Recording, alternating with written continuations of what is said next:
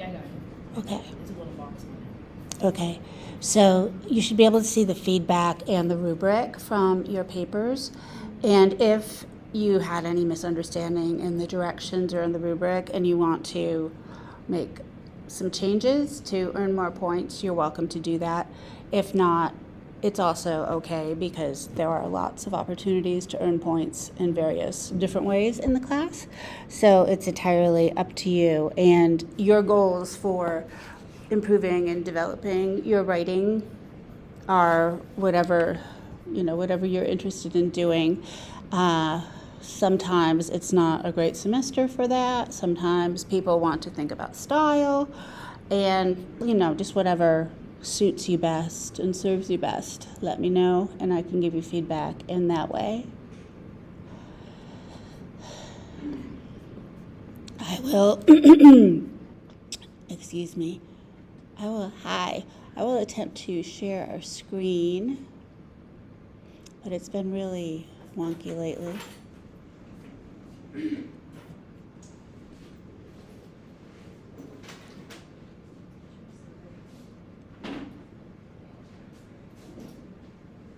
Okay, that might actually be sharing the screen. And some of you did start reading the autobiography of Malcolm X.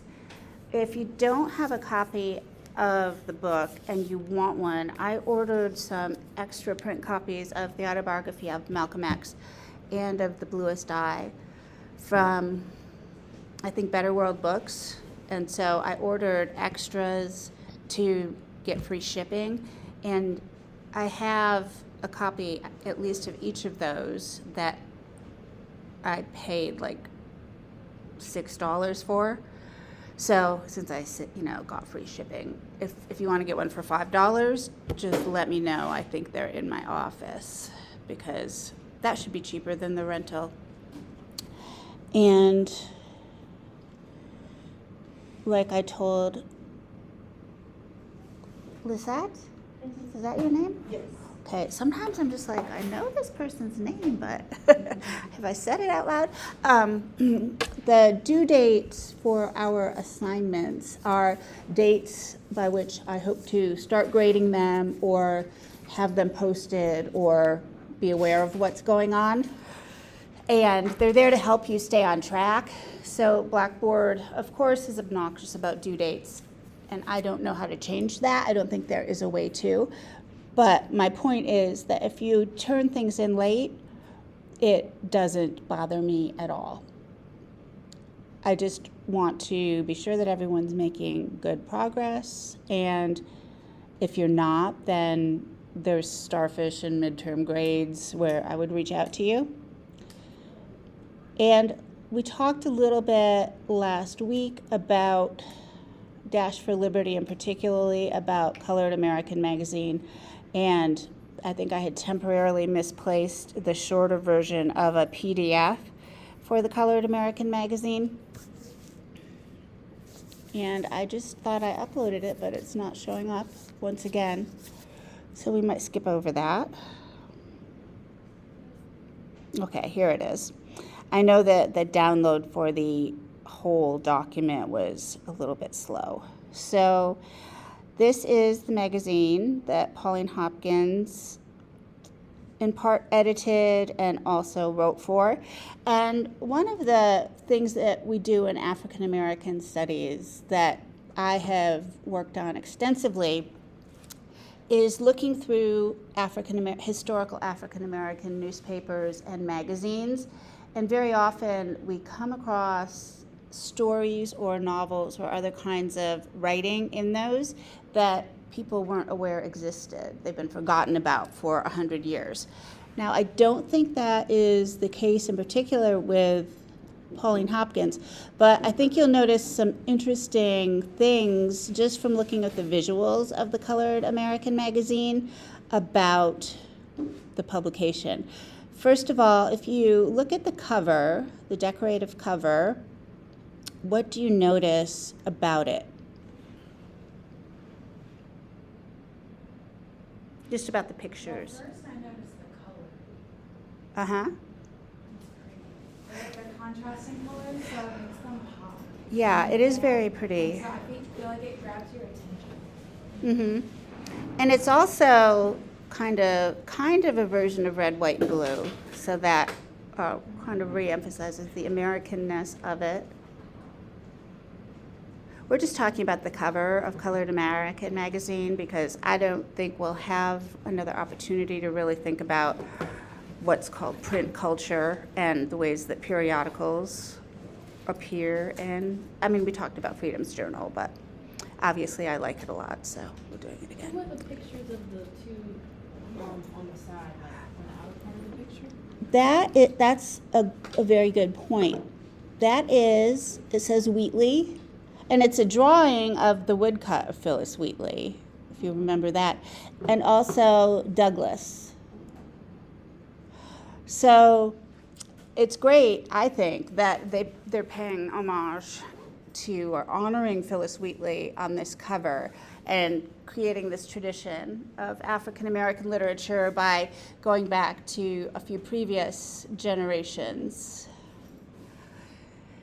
Also, I noticed when looking through the advertisements, which are many, and we talked about that a little bit last week about the skin lightening and some of the discussion of how your hair should look or how, having lighter skin, etc. But I was also looking more carefully at the advertisements. And here we have an autobiography of Booker T. Washington. Now, Booker T. Washington was still supporting the Colored American magazine at this point, but unfortunately, it didn't last forever. And then most of the other advertisements, for example, this is for a book by a woman named Ellen Wetherell. And it's published by the Colored American Cooperative, which is, the building where the Colored American magazine exists. And they're promoting literature, obviously, to build the African American tradition. But I don't think I've ever seen this book, so I don't even know if copies of this book exist. And this is part of how I've done research in African American literature, just by saying, I never noticed that before. What is that book? What does it tell us? How does it add to the story? But, I haven't even done a Pascal search to look for it. Then we have lots of cures for rheumatism. But another thing that I saw that appears a couple times that I really want, it says free for one day's work. It's not free. They have this description of this Frederick Douglass watch, and who wouldn't want an antique Frederick Douglass watch? That would be so awesome to have. I don't know if these still exist or if it's possible to find them. Pascal wouldn't tell me, but I guess you could search eBay. But they commissioned making of this watch to encourage people to subscribe to the magazine.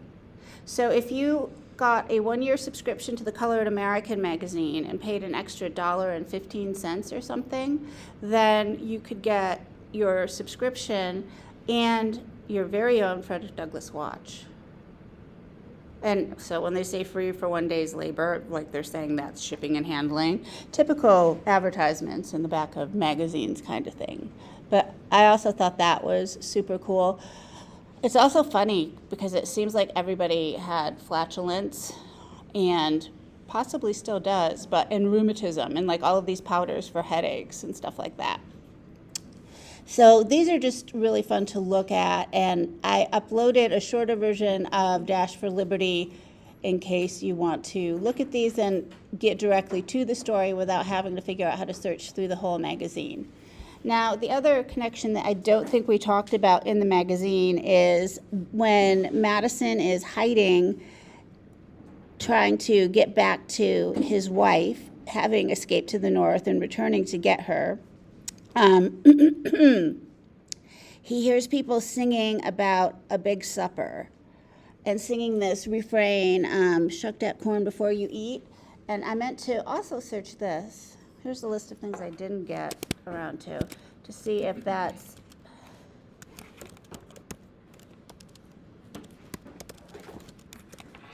the title of a real song.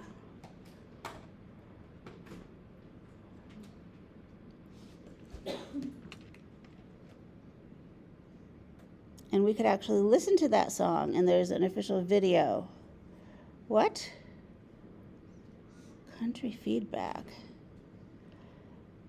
I'm kind of scared to listen to that song, but maybe it's a folk. Has anyone ever heard of it before? Only in the poem. Yeah. So here's a description in Pancoco Pajamas, which is a highly, Pancoco Jams. Let's see. African American work song called Around the Corn Sally. And there's also poems by Dunbar that are about corn. So I guess this is an actual song, and it's kind of like the party song, but it's a call and response song that people would have been singing while they worked, but they happen to be singing it, I think, because they are, in fact, going to a party. That's just interesting, kind of random detail connecting Dunbar and Hopkins. So that's, long story short, that's why I like to look at, where'd it go? Did I leave the document to go look at corn shucking? Oh, I thought I opened a new tab. Okay, anyway, that's just a little bit to let you know about how I entertain myself when I have time. Let's see. So I'm also not sure if I've informed everybody that I have a YouTube channel, try not to laugh, but I have playlists for each class. So this is the class, this is FM 204, but there is also one for this class, and I can't figure out how to get to it. And I have just added to our class playlist, and I also put the link in Blackboard, 2 videos that demonstrate the transformation in Malcolm X's life. This is for an interview toward the end of his life from the Canadian Broadcasting Company. And he's so eloquent and so convincing, he kind of wins over his detractors. It's really interesting. And then the other video that I added is a very fiery speech about police brutality. So before we jump into Malcolm X, because I've already jumped into the next topic, does anybody have any questions about the previous unit, which was our really quick tour of African American literary history? From Phyllis Wheatley to Pauline Hopkins and Paul Laurence Dunbar. I think the African American literary tradition is, it's what I call an insurrectionary tradition. I think it very frequently connects African Americans to the idea of revolution. However, that idea itself is very controversial. When you think about revolution, what do you think about? Do you ever think about revolution? Anyone? I mean, the first thing that comes to mind is the American Revolution. Right. But, Yes. or like Change. yeah. What do you think? Do you think about any revolutions? Oh, the industrial. The Industrial Revolution. Okay, so you're thinking about them in terms of your history, social studies curriculum, maybe an American history class at Upstate or somewhere. I had a teacher in high school who referred to the Protestant Reformation as a revolution because he was Catholic. Okay, but also, now let me get into my random, I like history details. It was revolutionary, and your history teacher probably didn't know this, but it was revolutionary not only because it broke away from a very corrupt Catholic Church, but also because the thinkers and the philosophies of what a person can be that came from the Protestant Reformation were radical thinkers. And many of those radical religious thinkers influenced what would become what we call the Enlightenment and Thomas Jefferson's radical ideas about equality. So when you think about the American Revolution, was there any other country that had a democracy in the world? Or even, was there any other country that had a democracy, or I think even a republic? The difference isn't a huge difference. A republic, I guess, would be ancient Greece had republics and had experiments in democracy, but then there was a Roman Empire, and then all we really know about are empires, perhaps in the Americas, South America, the Iroquois Confederacy, and some other Native American different kind of organizations that were in the United States that we never talk about. But in Europe, I don't think there were republics. There were definitely not democracies that I can come up with in my head, like in the 1700s. I don't think that a democratic system, I don't think systems other than feudal or monarchy or kind of empire systems existed. So in the United States, they say, hey, the ancient Greeks kind of talked about this. Let's start this again. We're going to have a democracy. And it's kind of like me saying, oh yeah, and the ancient Greeks also walked around in circles all the time when they thought, so everybody's going to now just walk around in circles. It's crazy. Like, well, why, But also the idea of equality and the social contract were new ideas. And putting those into the idea of democracy is not really something that the ancient Greeks did either. So Thomas Jefferson and John Adams and Ben Franklin and all of this, the so-called founding fathers got together and said, hey, let's take all these cool ideas and make a country. It's completely insane. Like if I even tried to, my classes are kind of like that, and they're crazy. Could you imagine trying to start a whole country? So I have classes that are like, here's a bunch of cool ideas, and let's do. But it's not, So a revolution is something that kind of goes to the roots, and that radical also means going to the roots and rebuilding. And do you think of, and it also is usually to solve problems. So we know the problems are taxation without representation, right? And just being a colony sucked, apparently. But then those revolutions, according to Thomas Jefferson, would have to continue every generation to keep the country democratic. So I believe that African American activists and writers took up the gauntlet and were like, we're going to keep things revolving. We're going to keep trying to reinvent democracy generation by generation.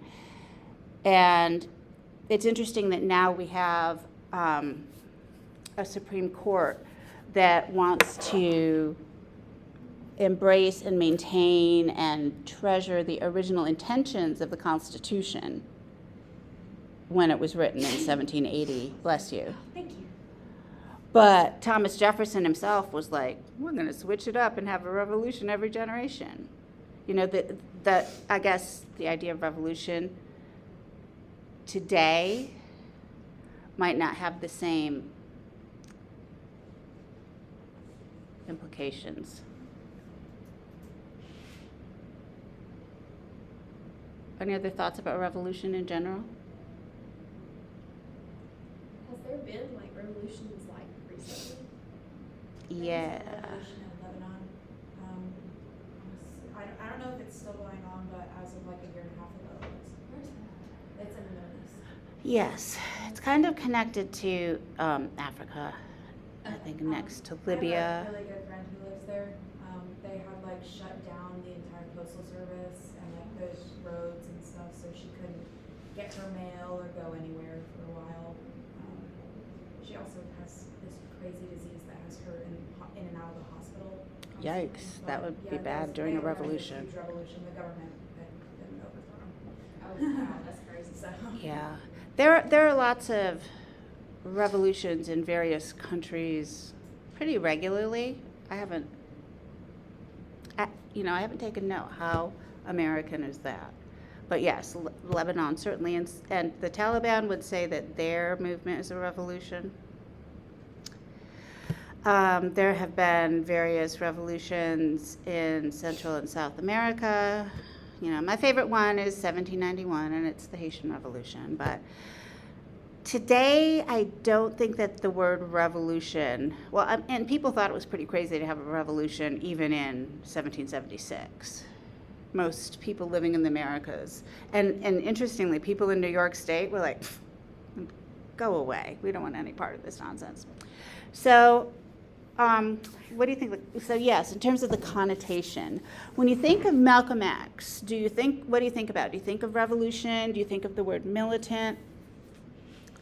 When you think of Pauline Hopkins, do you think of revolution or militant? And you think, you know, as in the story Dash for Liberty, which is about a mutiny on a ship that really happened. I think of like revolutionary when I think of Malcolm X. Had you asked me like 12 years ago, I probably would have said a different thing because Militant. my grandparents used to tell the horror stories about it. Yeah. But I definitely wouldn't say militant. You wouldn't say militant. I've actually never really like, Thought about it? yeah, or like dug into like his history or anything. So Yeah. this would be, like my first time like reading about it and that kind of thing. When Spike Lee's film came out in 1990 or 1991, there was a lot of merch that went with it. So in black neighborhoods, there was a lot of Malcolm X hats and Malcolm X sweatshirts and shirts, and it was, you know, then there was what you might call the Rodney King insurrection. There was a lot of fear of revolution in more conservative and in white parts of the country. So Malcolm X frightened people when he was alive, and then Spike Lee made a movie about Malcolm X, and I would say in a broad general sense, phenomenological sense, white people were scared again. But, you know, some people went to see the movie and kind of thought it was cool. I don't know that there were a lot of deep dives historically into what he really stood for. So, but I think it's really fascinating to look at what he stood for. So, do you want to watch the fiery video so we can kind of see the contrast? Because people have this image of Malcolm X and would do word associations like fiery, I think. Fiery, militant, radical. Anyone else ever learn about Malcolm X when you were? Never really talked about him in school. Oh, no. The most we got was Martin Luther King or like Rosa Parks. Yeah. But never Malcolm. Yes, that is We true. talked about him in middle school for like 3 seconds. Uh-huh. Glaze over. I feel like they never really wanted to get into what he did because of what he did. Yeah, it was all about MLK. Yeah. And even that probably wasn't too long of a unit. Did you read Letter from Birmingham Jail in high school? Okay. You had your hand up, Hannah. So, we learned about him in Dr. Gaffney's 20th Century Black Freedom Show topics class. Mm-hmm. Mm-hmm. I don't remember a ton about him, unfortunately, this moment. But I do remember it was interesting to learn. I mean, I know I read a paper about it. Yeah. And like, I don't remember thinking he was like militant. Like, I know he had different views than MLK, but like. Yeah. They kind of tried to get along. They tried to make some connections, but as you probably learned from Dr. Gaffney, the CIA was so heavy on both of their backs that, you know, they didn't really have time. There's also a new-ish film that might have been on Hulu, but I might be wrong, One Night in Miami, which I believe was originally a play. Has anyone seen that? It's about Muhammad Ali, Jim Brown, Malcolm X, and a singer whose name I keep forgetting. No one has seen that movie? It's really good. If you don't want to watch the Spike Lee Malcolm X, then watch One Night in Miami, because I think the insights you get into Malcolm X are also quite good, but I don't know if it's available to stream for educational purposes right now. But it's a terrific movie. So anyway, we have two Malcolm X's. We have Malcolm X front page after he goes to Mecca. And of course, now we just talked about, I think most of our discussion here was about Malcolm X in the first 8 chapters, about his childhood, I think his childhood makes really interesting points about racism in the United States. And I also think that the points Malcolm X makes in chapter 1 through 8 lay the foundation for critical race theory. Does anybody know what critical race theory actually is? Yeah, I remember about it, but I can't remember exactly like what it is. Yeah, where did you learn about it in like an English class? It was in, I think one of my history college classes. Okay. Something like that. I can't remember what it. Well, critical race theory is obviously a huge controversy. And if I'm not here next week, it's because I'm going to be on the Dr. Phil show, but I don't know yet if I'm going to be on the Dr. Phil show. How you just say that so casually? You know what? Because I kind of find it hard to believe that I might be on the Dr. Phil show. Talking about critical race theory? Yeah. And I don't know what kind of a shit show that's going to be either. But I had a student at the University of Oregon when I was 30 years old and behaving badly. And I taught African American culture, ethnic studies classes at the University of Oregon, and I had a lot of students who took all of my classes. And it was so fun, and I was more unfiltered then than I am now. And I was crazier, if you can believe that. But we had such a great cohort of people who took classes over and over again. And long story short, she is a producer now for Dr. Phil. So she has to find people to talk about critical race theory, and I was the first person she thought of, which is funny because, in LA, the actual architects of critical race theory, like Kimberly Crenshaw and Cheryl Harris, are right next door. So I'm like in the selection pool for Dr. Phil. And I just think it's crazy, so I can't. Anyway, my take on critical race theory is it started with Kimberly Crenshaw and Cheryl Harris, and also with Malcolm X, whose look at the problem of racial inequality led them to assess the root causes that they believe are in institutionalized or systemic racism or structures of power that perpetuate inequality, that are things some of us might take for granted, particularly most white people might take it for granted, but that is increasingly evident when you're in a problem, when you have time to do research and try to solve problems, that institutions can perpetuate racism.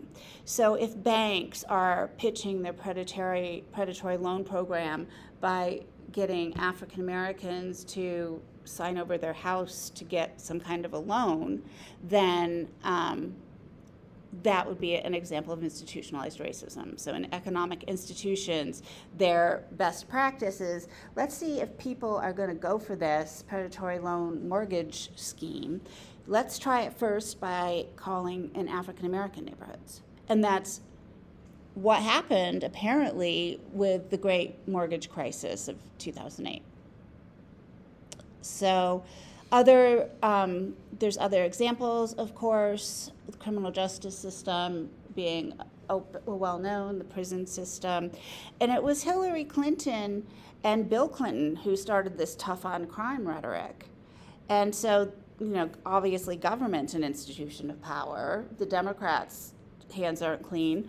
And Hillary Clinton took some criticism for referring to young black men as monsters when she was talking about the war on crime and the war on drugs, really using very racist language while she was the first lady. Anyway, so Malcolm X, if you think about the first 8 chapters when he talks about the insurance company that wouldn't support his family after his father was murdered, the cultural and to a certain extent kind of criminal justice institution of the Ku Klux Klan. Now the Ku Klux Klan is not an official institution of criminal justice, but they are a self-appointed vigilante organization that law enforcement didn't do enough to check.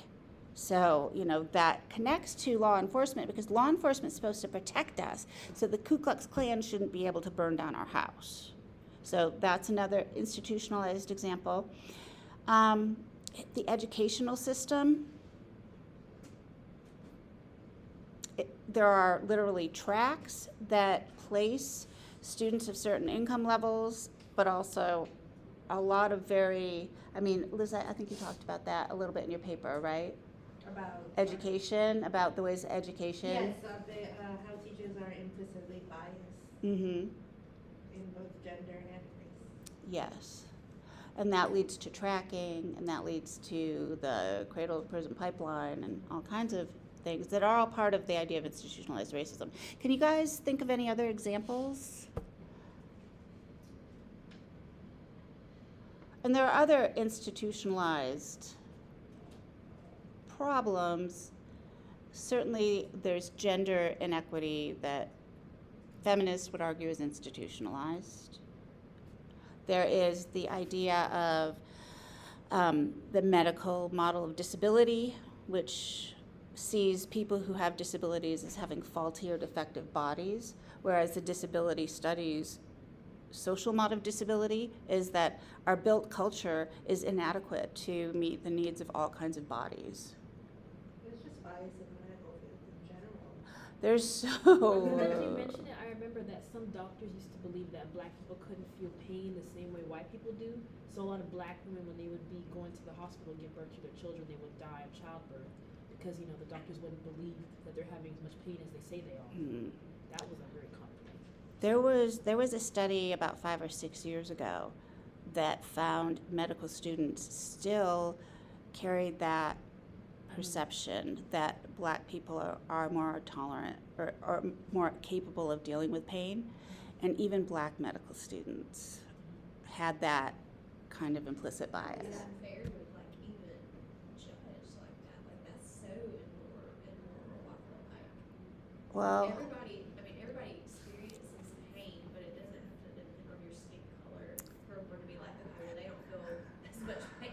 Yeah. That goes back to slavery, really. yeah. Goodness. Basically, everything Yeah. does, but Yeah, the and that simple fact that like most medical stuff is done is like when you see diagrams, it's white male diagrams, really. And if it's a female, it's a white female. Yeah, and women are problematic to include in studies because women have babies and uteruses and all these annoying things that regular people don't have. So yeah, that's an institutionalized gender bias that goes beyond the medical field, I would say. But the thing about these institutionalized problems is that we usually take them for granted. So if somebody says, oh, no, you can't be in this study on heart disease because you're a woman and so your monthly cycle hormones are going to affect the outcome of the study, you're not necessarily going to say, what? Yeah, and 53% of the people in the world are women. Get over it, dude. Because probably.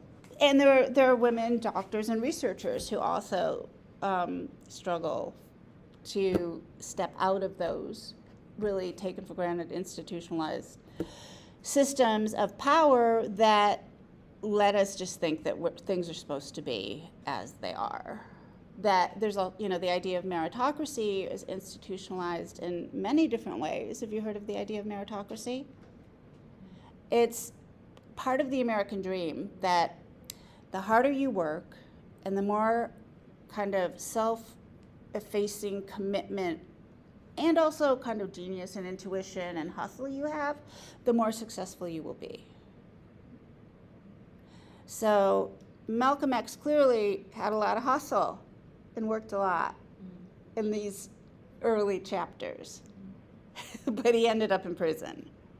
So, how might the story have played out differently if Malcolm X had been from a different racial or ethnic group?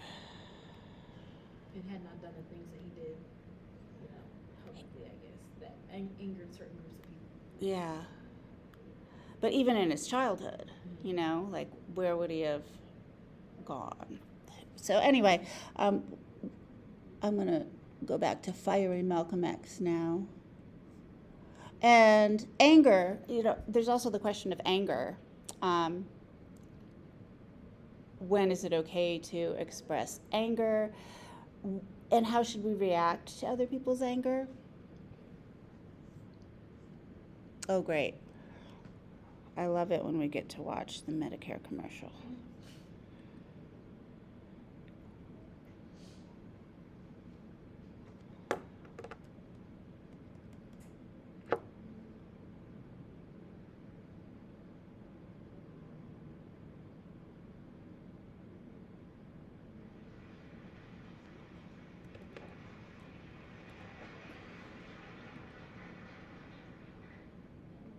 In order for you and me to devise some kind of method or strategy to offset some of the events or a repetition of the events that have taken place here in Los Angeles recently, we have to go to the root.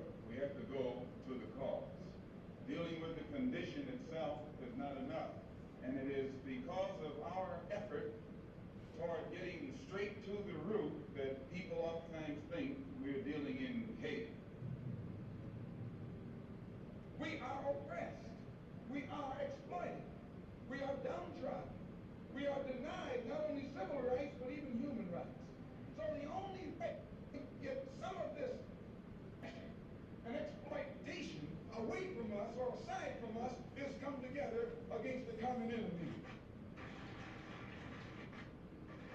Who taught you to hate the texture of your hair? Who taught you to hate the color of your skin to such extent that you bleach to get like the white man? Who taught you to hate the shape of your nose and the shape of your lips? Who taught you to hate yourself from the top of your head to the soles of your feet? Who taught you to hate your own kind? Who taught you to hate the race that you belong to? So much so that you don't want to be around each other. No, before you come asking Mr. Muhammad, does he teach hate? You should ask yourself, who taught you to hate being what God gave you? And I, for one, as a Muslim, believe. Okay. I hadn't thought about this extensively before Dr. Gaffney pointed it out to me, but he's just made the critique that doesn't happen in the colored American magazine with the hair lighteners and the skin straighteners. Exactly. Who could find fault with that? But what do you see on these faces? What do you think those two women are saying to each other?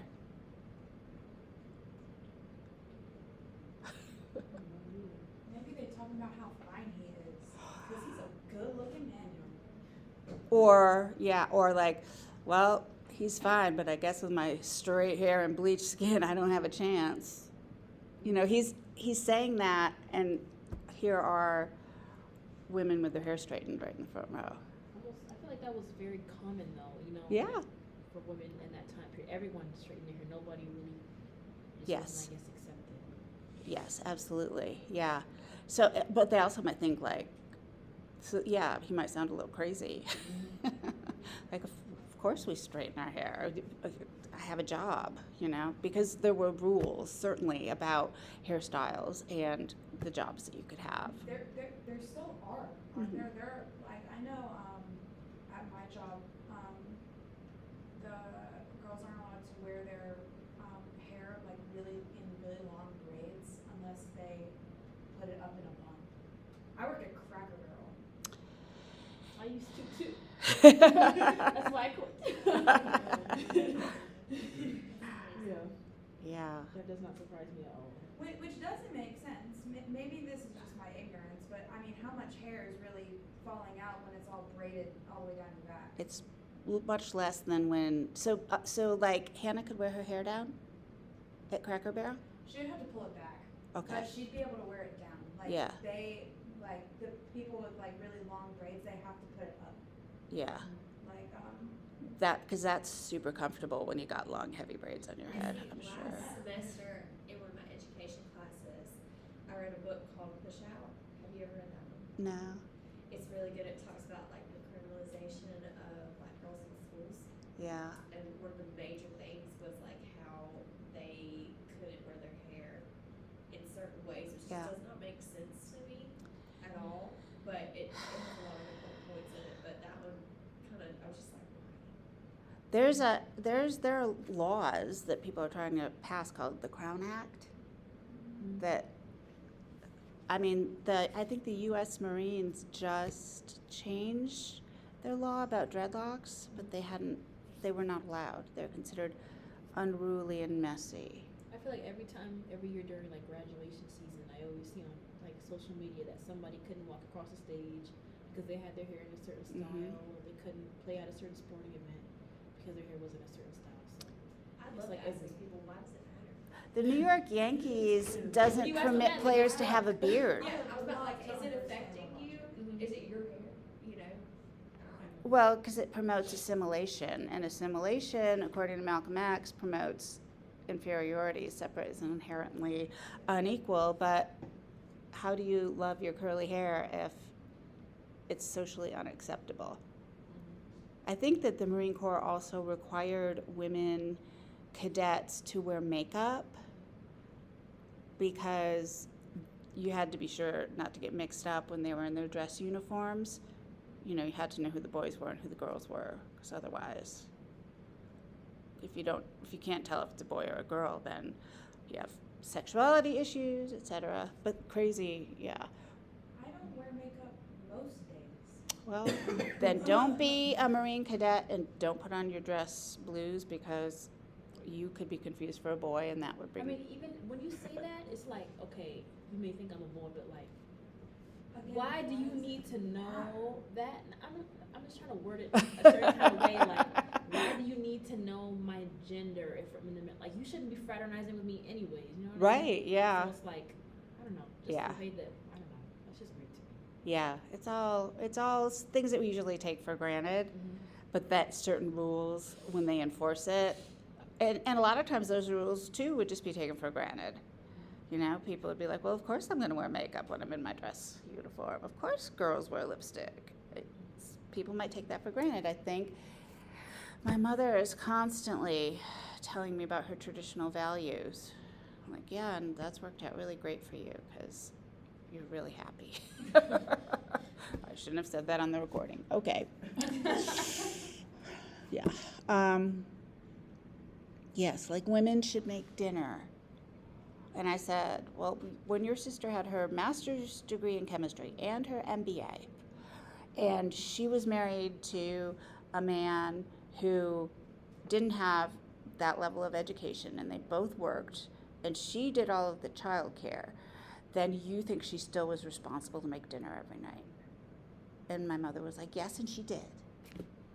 See, I work 2 jobs, and my boyfriend, you know, I'm a full-time college student as well, and my boyfriend, you know, he works, but the difference between what we do, you know, he still sometimes expects me to make dinner and like wash dishes and do laundry, but on the nights he sees me struggling, like trying to balance everything, he will step in and make dinner, and he'll do the dishes and stuff like that, and sometimes I don't even have to ask. I don't think it should be a woman's responsibility to have to do that. My mother does, so. I don't understand. I always say like, just do what works for you in your relationship. You dirtied up the laundry. You made the dishes Oh, dirty. well, and I'm such a wonderful feminist that I'm the sole parent, so I get to do the home maintenance, the yard, the garbage, the laundry, the cooking, the child rearing. Feminism has been great for me.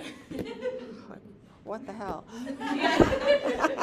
was gonna say in my gender and society class, I forget, like, I think it might have been like a scholarly article that we read, but it was basically talking about just like how women, like, even if the woman earns like a higher income and like has a higher education level and like works more hours and like it's kind of like the breadwinner in a family, like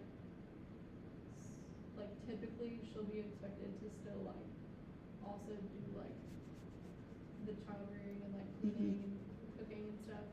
And I just thought it was interesting of like women like working 2 jobs, and then it was talking about like of the people they surveyed, like the husbands would usually come home and like, I mean, I'm sure the husbands did some things, I'm sure they didn't do anything, but like they got to come home from work and be like, oh, I'm gonna sit down on the couch or sit down at the dinner table, thanks for dinner. Mm-hmm. I'd love She's to like, do oh that. yeah, I worked. That's what you did today. Thank you. Right. Instead I'm going home, you know, and having like a whole list of things to do, and I'd love to just be able to sit on the couch, you know, but you gotta get stuff done. Yeah, I don't ever sit on the couch unless I'm folding laundry. Right. Then occasionally I do sit down, but I don't stay there for very Because long. women's only and sole priority should be the maintenance of the home and the family. Well, That's except what the man in most cases, African American women have never had that privilege because of economic discrimination. So, yes, there's always been like, you know, a 10% African American population that was middle class since the War of Independence. However, that employment discrimination and so many other issues have led to African American women not having the privilege to choose to stay home in the same numbers that white women did. And particularly in this historical moment, like the 50s, the 60s, sure, feminism is about to stir up, but this is still the feminine mystique, the happy homemaker. So the ideal for an African American woman to prove that she's really a lady would be that, yes, she can stay home and wear that pretty dress and get her hair done, and she doesn't have to go clean somebody else's house, because the jobs available to African American women were limited. Yes, there were black doctors and lawyers and teachers and nurses and all kinds of professionals, because we have historically black colleges and universities, and lo and behold, even some all-white universities started to open up their doors. But for very, structural reasons, you can see why those careers were closed off. Therefore, if you don't have that opportunity, then, getting into the middle class is more difficult. Also, African Americans did make tremendous financial gains before the Great Depression, but didn't recover those financial gains because of things that Ibram Kendi can tell us all about. So anyway, here are these women, I don't know, here are these women feeling like they're getting maybe a tongue lashing from Malcolm X, and it kind of makes me wonder what they're saying to each other. Yes, yeah, there is a root of the problem. And his anger also, God forbid a black woman express anger, because I don't know how many times I've been in a classroom where a black woman mentioned something that could lead to feelings of anger, and a white woman cried. This has happened numerous times in my life. White woman tears. Yeah. I've seen it happen, and oh boy, I mean, it happened in graduate school, particularly like in creative programs. It was crazy. Anyway, here's a bit more of our friend Malcolm X. So thinking about his anger, I think he might be having a little bit of trouble even reaching this crowd of black women. Imagine the white people were crying for sure. I, for one, as a Muslim, believe that the white man is intelligent enough. If he were made to realize how black people really feel and how fed up we are without that old compromising sweet talk. Stop sweet talking. Tell him how kind of hell you've been catching, and let him know that if he's not ready to clean his house up, if he's not ready to clean his house up, he shouldn't have a house. It should catch on fire and burn down. Okay. So that's one Malcolm X, and here is the other. You suffer from anxiety, sorry. feeling irritable or moody, forgetting little things, or feeling overwhelmed and isolated? Don't worry, we've all... Tonight, Front Page Challenge welcomes the outspoken Negro leader, Malcolm X. Sir, what's the real reason why you two men split? Is it merely ideological, or is it personality, or what else? Probably. Okay, so here he's talking about his split from the Nation of Islam. He was under the tutelage and really the control of Elijah Muhammad, who was the leader of the Nation of Islam. But then he stepped away from that organization and took a pilgrimage and converted to what he called true Islam and renounced all of his anti-white beliefs. But I think most people still believe that the Nation of Islam is responsible for his death, his assassination. Although there is a Netflix series called Who Killed Malcolm X, Have any of you seen it? But who did Wait, he I hang? didn't even know he was assassinated. Yeah. He was assassinated, and the men who were the murderers, like one of them was injured and they got him even before he got away, but then who was behind it? That was the big question. Was it the Nation of Islam or was it the CIA? Is it still unknown? It's still kind of unknown. It is known that the CIA helped to capture Nelson Mandela in 1964 in South Africa. So if the United States government is sending agents to help put Nelson Mandela in a prison where he hammered rocks for 40 years, and Nelson Mandela was the first black president of South Africa. He won a Nobel Prize. He's pretty amazing black leader, but he got caught because the U.S. government said, let us help you solve that problem. We're really good at catching people. So anyway, What do you think did it? Do you think Malcolm X? Yes.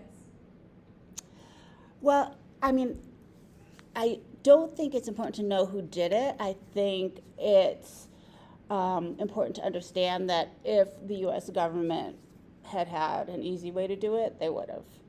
There's nothing, I don't think anything would have held them back. If you look at the redacted files about Martin Luther King from the FBI, it's insane. They thought that Martin Luther King Jr. was trying to start a communist revolution like Lenin, and that Russia was going to take over the United States. Yeah, because it was the Cold War, and Soviet Union and communism. And it is very true that many black leaders were members of the Communist Party, Angela Davis, Communist Party of America. They accuse anybody of being communist. And some people really were communists. Richard Wright, yeah. But, I mean, W.B. Du Bois became a communist and renounced his U.S. citizenship and moved to Ghana. So, certainly Leninism and the way the Soviet Union and China did communism does seem to also allow human rights violations, just as democracy not done correctly allows human rights violations. And there's perhaps less free speech to try to solve the problem in those regimes. I don't know. But yeah, there definitely were black communists and a lot of white communists too. McCarthy wasn't dreaming. There were a lot of communists. The U.S. Communist Party was probably at its apex when the 1950s kind of hunted them all down, and they believed that King was part of it. So anyway, I don't think there's any reason to think that Malcolm X was a communist because Islam doesn't really roll with that very well, but anyway. Personality. It was not the statement that originally was given by the movement when it split. More personality than anything else. You call people like Martin Luther King, who just got a Nobel Peace Prize, an Uncle Tom. Is that correct? First? Well, I'd rather say that in the States, there's a law that originated in the past, or a decision handed down by the court, where if you call someone an Uncle Tom, they can sue you for libel. Well, so I never refer to them as Uncle Tom. I would say that Uncle Martin is my friend. Uncle Martin is your friend, yet you would disagree with his approach to what he wants to accomplish. Definitely. If his approach would bring about what the black man in America needs to completely eliminate the problem that we have, I would say well and good.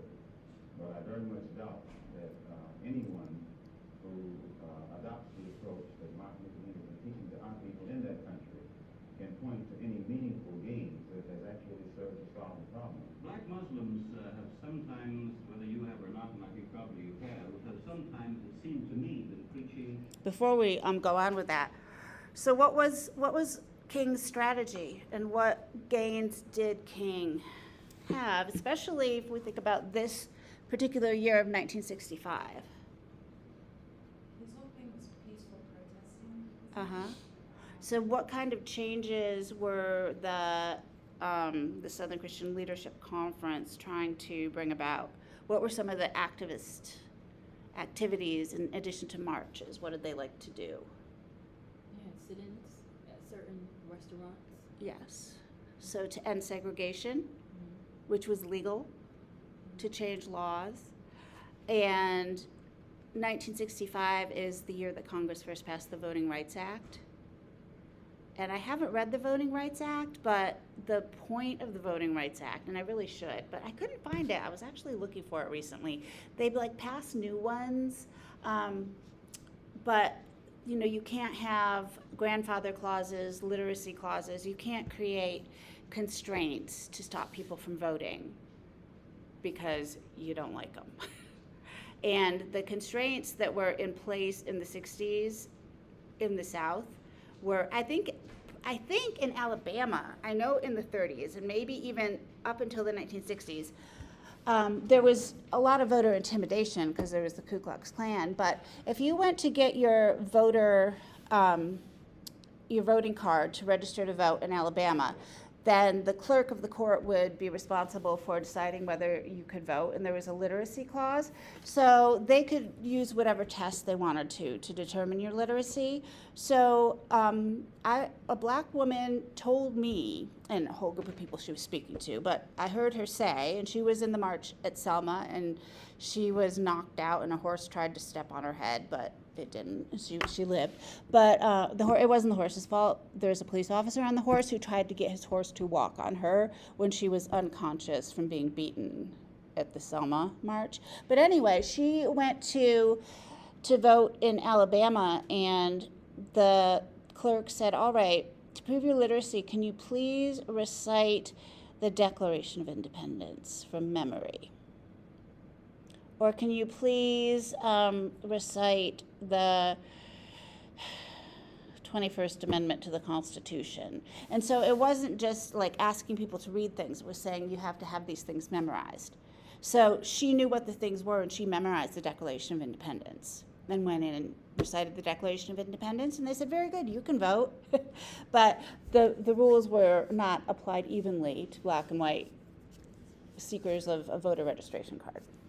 Anyway, so those changes, the Voting Rights Act, the legal changes, looking specifically at the system of laws, legislative change, and to a certain extent some social changes, but not institutionalized changes thinking about economics, which was a big thing for, well, King did start talking about economics, but that's neither here nor there. But looking at the institutionalized structures in the way that Malcolm X does is something that is more pronounced in his activism and in his programs and his plans than in King's activism. Hate, to me, hate. I don't advocate any kind of hate. There's a lot of talk that sounds very much like it. I think that the guilt complex of the American white man is so profound until when you begin to analyze the real condition of the black man in America, instead of the American white man eliminating the causes that create that condition, he tries to cover it up by accusing his accusers of teaching hate. But actually, they're just exposing him for being responsible for what he did. Well, that's something of an argument, but I've heard speeches made by some of the people of your group. I think I've heard you make speeches. It seemed to me that you were advocating, well, I would have to describe, I think, as violence to meet the serious injuries that have been done to your people, with which I totally agree. I don't call that violence. I don't in any way encourage black people to go out and initiate acts of aggression indiscriminately against whites. But I do believe that the black man in the United States and any human being, anywhere, is well within his right to do whatever is necessary, by any means necessary, to protect his life and property, especially in a country where the federal government itself has proven that it is either unable or unwilling to protect the lives and property of those human beings. Just before Pierre takes it, you've got a pretty good fighter in the world's heavyweight champion lined up with you to help out. Yes, Pierre. Mr. X, I guess I call you that. That's the proper appellation, yes. Mr. X. I'm wondering if you still believe, as I think you certainly did at the time you were allied with the Black Muslim movement, in a segregated black nation in North America. I don't believe in any form of segregation or any form of racism. I'm against any form of segregation and against racism. Am I right in saying that the Black Muslim movement, which you had left, did believe in that? Well, Elijah Muhammad taught his followers that the only solution was a separate state for black people. And as long as I thought he genuinely believed that himself, I believed in him and believed in his solution. But when I began to doubt that he himself believed that that was feasible, and I saw no kind of action designed to bring it into existence or bring it about, then I turned in a different direction. Are you still a Muslim yourself? Oh yes, I'm a Muslim. I believe in the religion of Islam, which believes in brotherhood, complete brotherhood of all people. But at the same time that I believe in this brotherhood, I don't believe in forcing my desire for brotherhood upon those who aren't willing to accept it. But like the Christians would say that they also believe in brotherhood. What do you say to that? I say they believe in it, but don't practice it. That'd be a pretty good answer. Sir, when the muezzin was up in the minaret, twice a day he cries to the world, there is but one God, and he is Allah. Do you deny that there was a Christian God? The muezzin does this 5 times a day. 5 times, then I only heard him twice. Well, you were fortunate to hear him twice. But he does this 5 times a day, and the same God that he expresses the existence of is the God that the Christians profess to believe in themselves, and the God that the Jews believe in. One God, the creator of the universe. The Muslims believe in the God that created the universe, and I think the Christians do, and the Jews do. Now, as long as all of them are talking about the creator, the Jews may call him Jehovah, and Christians may have another name for him. Those who are Arabic speaking refer to him as Allah. Well, we believe in the same God. Now, as the Muslim religion advances in the United States, are you modernizing it or sticking with the old faiths? For example, the complete segregation of the sexes. I think that everything today on this earth is being modernized. Religious principles and practices, as well as political and other things. Now, when you went to Mecca, this is a very sacred and forbidden city. I tried to get to Mecca myself, and certainly didn't make it, not being a Muslim. But how would they accept you as one? You're an American. There are few American Muslims. This is true, and by being an American and not having not being able to speak the Arabic language, I did strike a snag, a very serious snag. But I was fortunate to have been pretty well known by the officials in Arabia, and they knew too that I had accepted Orthodox Islam. It had been highly publicized in the paper, and I became a guest of the state. I was a guest of Prince Faisal, the present King Faisal, and they made it possible for me to go before the committee, Hajj committee or Hajj court, who examined you and asked you questions about your belief, and if you pass it, then you were okay to go to Mecca. But You would have to have it translated then. I had one. And realizing that our problem in America, that we are black Americans, and we have a problem that goes beyond religion. I just want to pause really quickly. Does anybody remember the controversy with Obama and the Prince of Saudi Arabia? It's because he bowed to him. And Your family was very upset about it, so that's how you remember. Dr. Phil, I think, is going to do a show about families who fight when they watch the news, so maybe I'll put your name in. I do not fight with them because there is no point. There is absolutely no point. I am outnumbered. And I am outmatched because it would be like arguing with this chair. Yeah. You see, I don't know that any other presidents didn't bow to the Prince of Saudi Arabia. It's like when you see the Queen of England and you curtsy or you bow. Mm-hmm. But of course, when Barack Obama did it, my mother was like, "So you don't think he's a Muslim?" I'm like, "No." He's literally royalty. It doesn't matter. Yeah. He's supposed to be that. And I was like, "Mom, he has a black liberation theology radical preacher. Don't you know about his preacher who wants to destroy the United States? He's a Christian." Because that was another controversy. But anyway, Malcolm's more interesting, so let's go back. We formed a group known as the Organization of Afro-American Unity, and the objective of this organization is non-religious, number one. Any Negro can belong to it, and the objective of that organization is to bring about a condition that will guarantee respect and recognition of the 22 million black Americans as human beings. We feel that the problem, number one, of the black man in America is beyond America's ability to solve. It's a human problem, not an American problem or a Negro problem.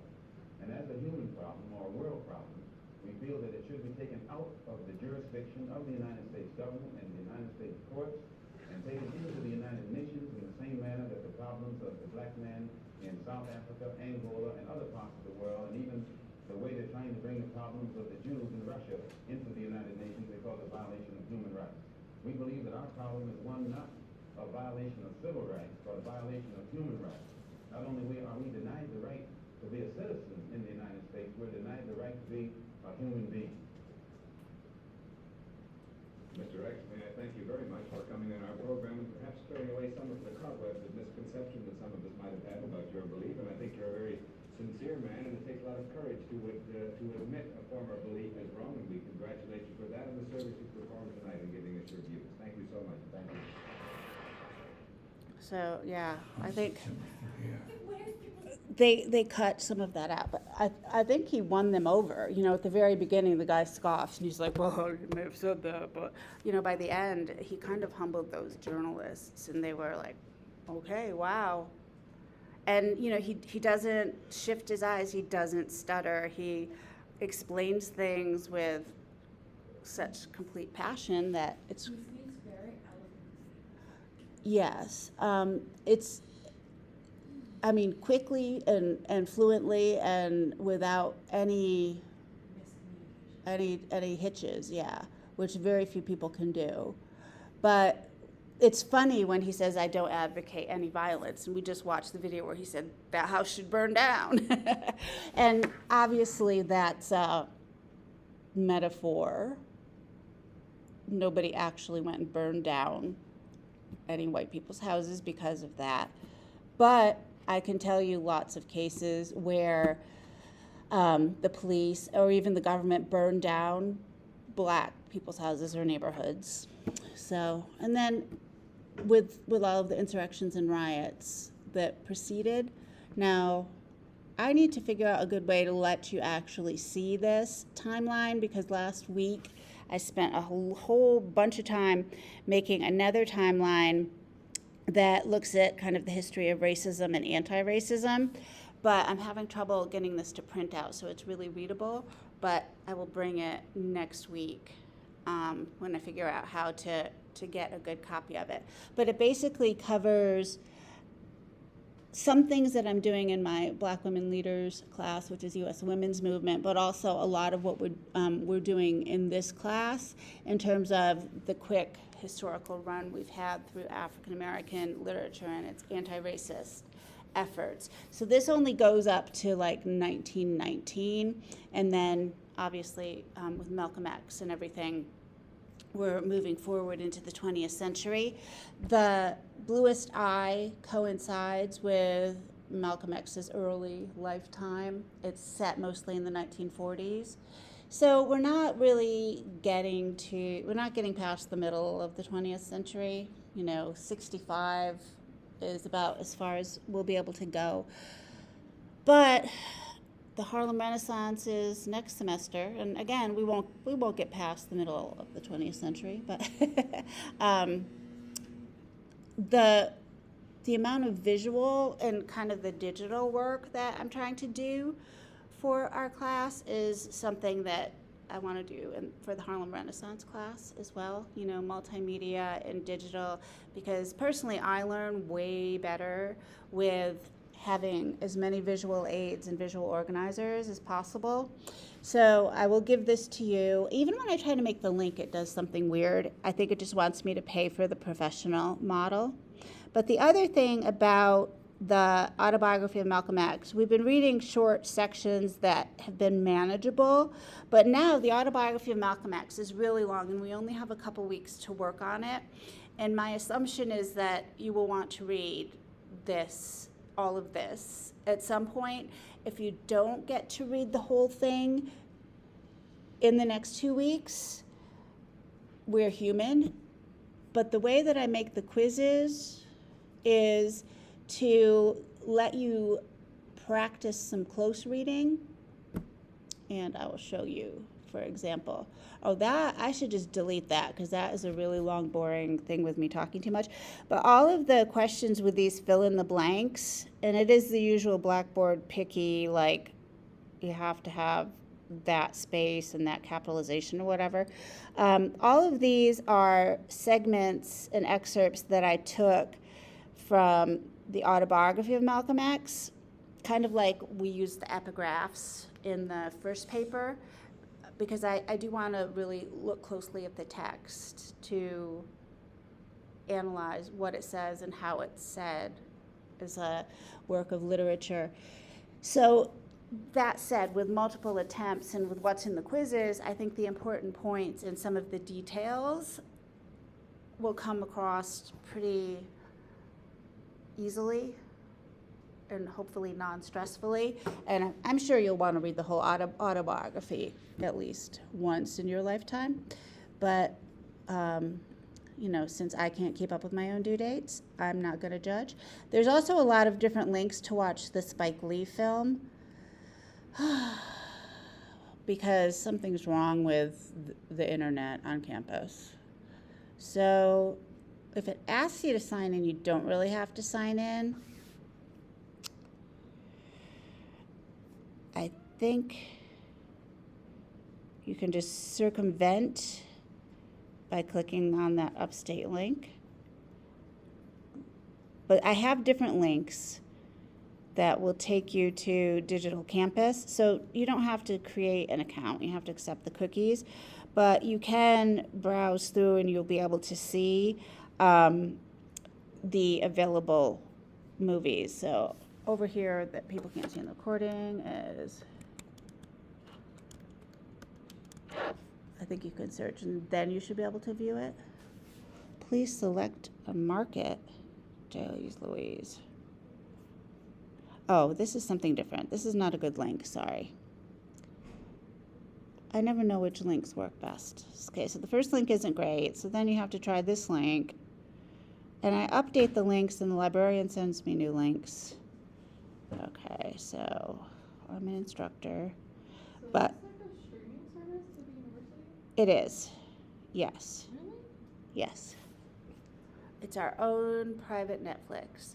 And the items that I have for this class that I have licensed are Poetic Justice, because if we had time, have you seen the movie Poetic Justice? The poems are by Maya Angelou, and she actually appears in the movie. I don't love the plot of the movie, but I think the poetry and the Maya Angelou presence is really interesting. And this is a different Malcolm X film. The one with Spike Lee is a great big axe. These are the things that, for one reason or another, other faculty have. Did I go past Malcolm X? Oh, I also licensed Harriet, just because I could. You pay a lot to go to school here, so I feel like you should be able to watch some free movies now and then. But it can be. Post the link. So this link that is working better, I don't know why I don't see Malcolm X. So the link that is currently apparently working better is this one. Okay. But sometimes that one works, and then there's another one here. Oh no, that's the quiz. But there's another link within the quiz. But the one in the middle seems to be the best one to use right now. But the film isn't showing up, so I'll have to try to fix that again because that's super fun. And Blackboard is always fun, but I don't know what's going on with the links. You might have also seen the Toni Morrison documentary that we'll watch too, and that's really awesome. So, in the last 2 minutes, questions or concerns? You will be the first to know if I'm going to Los Angeles. I And watched it.